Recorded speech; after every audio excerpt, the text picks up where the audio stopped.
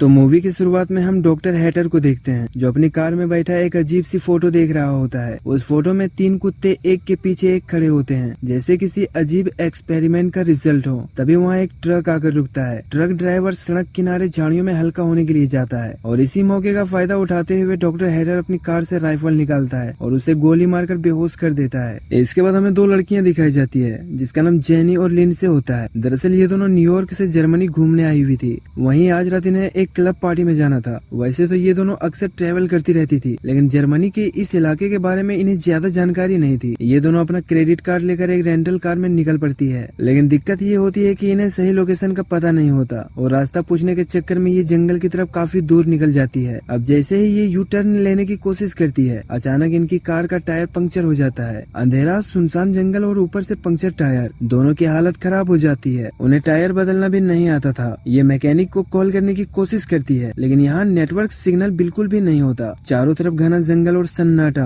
अब डर के मारे ये दोनों तय करती है कि फिलहाल कार के अंदर ही रहना बेहतर होगा। तभी सड़क से एक कार गुजरती है। दोनों लड़कियां उसे रोककर मदद मांगने की कोशिश करती है। कार में एक बुढ़ा आदमी बैठा होता है जो इन्हें अकेला देकर अजीब तरीके से घूरता है। उसका बर्ताव इतना अजीब था कि दोनों तुरंत कार को अंदर से लॉक कर लेती है। अब कुछ देर घूरने के बाद वो बुढ़ा आदमी वहाँ से चला जाता है लेकिन इनके दिल में डर छोड़ जाता है। अब इन्हें समझ आ जाता है कि यहाँ बैठना सुरक्षित नहीं है। वो आसपास किसी घर की तलाश करने लगती है ताकि वहाँ जाकर मदद मिल सके। रात काफी गहरी हो चुकी थी। अब जंगल के अंदर चलते चलते कुछ दूर आगे इन्हें एक घर में जलती हुई लाइट दिखाई देती है। उम्मीद की एक किरण मिलती है और ये दोनों उस घर की तरफ बढ़ने लगती है लेकिन तभी तेज बारिश भी शुरू हो जाती है। अंधेरा, जंगल, बारिश और डर, इन सब के बीच भीगती हुई दोनों लड़कियां उस रहस्यमय घर की ओर बढ़ती जाती है। जैसे ही दोनों उस घर का दरवाजा नॉक करती है, दरवाजा खुलता है और सामने खड़ा होता है डॉक्टर हैटर। लंबा कद, अजीब सी मुस्कान और ठंडी आंखें। दोनों लड़कियां घबराई हुई अपनी प्रॉब्लम बताती है। वो कहती है कि हमारी कार का टायर पंक्चर हो गया है, हमें मैकेनिक को कॉल करना है। फिर हल्की सी मुस्कान के साथ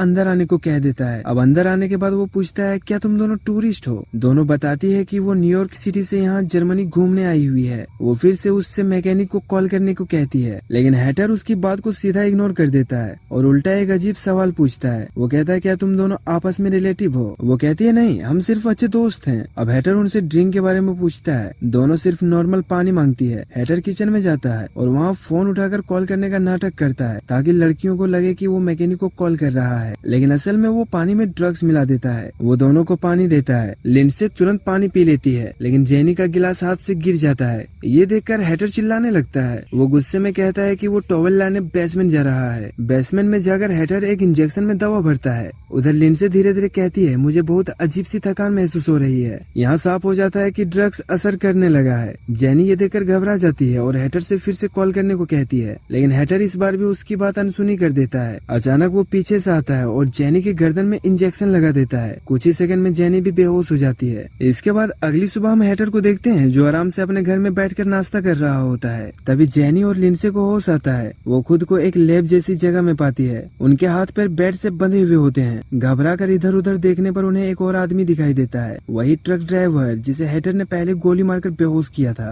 तभी हैटर वहाँ आता है। वो ट्रक ड्राइवर के पास खड़ा होकर ठंडी आवाज में कहता है अब तुम्हारे मरने का समय आ गया है। इतना कहकर वो उसके शरीर में जहर से भरा इंजेक्शन लगा देता है। कुछ ही पलों में ट्रक ड्राइवर तड़प तड़प कर दम तोड़ देता है और दोनों लड़कियां ये खौफनाक मंजर अपनी आंखों से देख रही होती है। इसके बाद हैटर उस ट्रक ड्राइवर की लाश को अपने गार्डन में ले जाकर दफना देता है जैसे ये सब उनके लिए आम बात हो। अब अगला शिकार भी तैयार था। हैटर अपनी बेहोशी वाली इंजेक्शन से एक जापानी आदमी को किडनैप कर लेता है और उसे भी अपनी लैब में बांध देता है। अब लैब में 3 लोग थे, जेनी, लिंडसे और वो जापानी आदमी। हैटर उनके सामने खड़ा होकर अपना इंट्रो देता है। वो बताता है कि वो एक रिटायर्ड सर्जन है और आज वो अपना मास्टरपीस बनाने वाला है। यहाँ पे वो एक डायग्राम दिखाकर समझाता है कि वो इन तीनों को आपस में जोड़ने वाला है। सबसे पहले वो इनके घुटनों का लिगामेंट्स तोड़ देगा ताकि ये कभी सीधे खड़े ना हो सके। फिर पहले इंसान के बैक साइड को दूसरे के मुंह से जोड़ेगा और दूसरे के बैक साइड को तीसरे के मुंह से। यानी जब पहला इंसान खाना खाएगा तो उसका वेस्ट सीधे दूसरे और फिर फिर तीसरे के शरीर में जाएगा। ये सुनकर तीनों के होश उड़ जाते हैं। उन्हें समझ आ जाता है कि ये कोई पागलपन भरा और घिनौना एक्सपेरिमेंट होने वाला है। अब सबसे पहले हैटर जापानी आदमी को सिलेक्ट करता है और उसे बेहोशी का इंजेक्शन लगा देता है। ये देखकर जेनी जोर जोर से चिल्लाने लगती है, लेकिन वहाँ कोई भी उसकी मदद करने वाला नहीं था। अब हैटर जेनी के पास जाता है। जैसे ही वो उसे इंजेक्शन लगाने वाला होता है, तभी लिंडसे अपने दांतों से रस्सी खोलने में कामयाब हो जाती है और वहाँ से भागने लगती है, लेकिन उसके हाथ में लगी नीडल की वजह से उसके मुंह के अंदर की चमड़ी कट जाती है और काफी खून बहने लगता है। वो किसी तरह एक कमरे में घुसकर दरवाजा लॉक कर लेती है। हैटर तुरंत वहाँ पहुँचता है और खिड़की का शीशा तोड़ देता है। अब डर के मारे लिंडसे वहाँ से भागती है और स्विमिंग पूल में कूद जाती है। हैटर भी उसे ढूंढते हुए पूल तक पहुँच जाता है और उसे गन पॉइंट्स पर लेने की कोशिश करता है, लेकिन लिंडसे पानी के अंदर से निकलने की कोशिश करती है। तभी अचानक पूरे घर की लाइट्स ऑफ हो जाती है। अंधेरा का फायदा उठाकर लिंडसे वहाँ से भाग निकलती है। अब भागते भागते वो जेनी के पास पहुँचती है, लेकिन जेनी बेहोश थी। लिंडसे उसे घसीटकर बाहर ले जाने लगती है। तभी पीछे से हैटर आकर जेनी पर हमला करता है और उसे फिर से बेहोश कर देता है। इसके बाद हैटर दोनों को वापस लैब में ले जाता है और ऑपरेशन शुरू करता है। अब सबसे पहले वो इनके घुटनों के लिगामेंट्स काटता है, फिर लिंडसे और जेनी के जबड़ों को सर्जरी के जरिए बाहर की तरफ खोल देता है। इसके बाद वो मार्कर से उनके शरीर पर निशान लगाता है और लंबी दर्दनाक सर्जरी के बाद तीनों को आपस में जोड़ देता है। कुछ समय बाद हम देखते हैं कि हैटर अपने घर की टूटी हुई खिड़की भी ठीक करवा चुका है, जैसे कुछ हुआ ही ना हो।